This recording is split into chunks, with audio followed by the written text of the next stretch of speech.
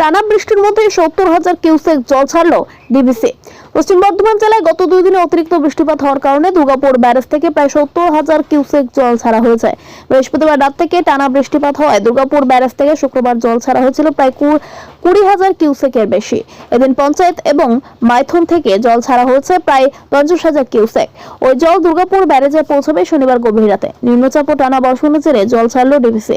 সেচ দপ্তরের অনুরোধে বৃহস্পতিবার মাঝরাত থেকে মাইথন ও পঞ্চায়েত থেকে জল ছাড়া বন্ধ ছিল, কিন্তু ঝাড়খণ্ডে বৃষ্টির পরিমাণ বাড়তে থাকায় বদল করা হয় সেই সিদ্ধান্ত। মাইথন এবং পঞ্চায়েতের জলধারে প্রচুর পরিমাণ জল জমা হতেই শুক্রবার সেখান থেকে 6,000 করে মোট 12,000 কিউসেক জল ছাড়া হয়।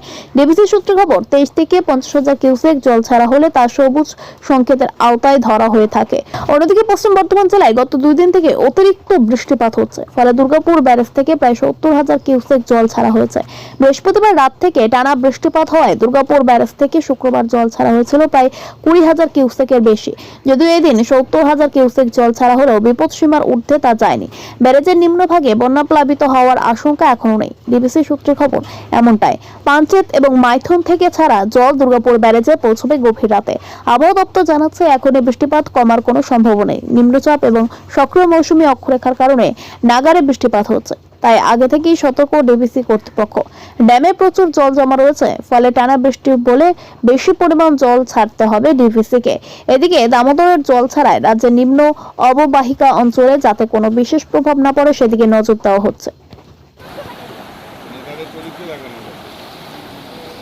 এটা 3-4 ফুট হাইট করে দিলে কোনো কিন্তু রাস্তা গরু মারা নেই থেকে যে রিস্ক যাবে না।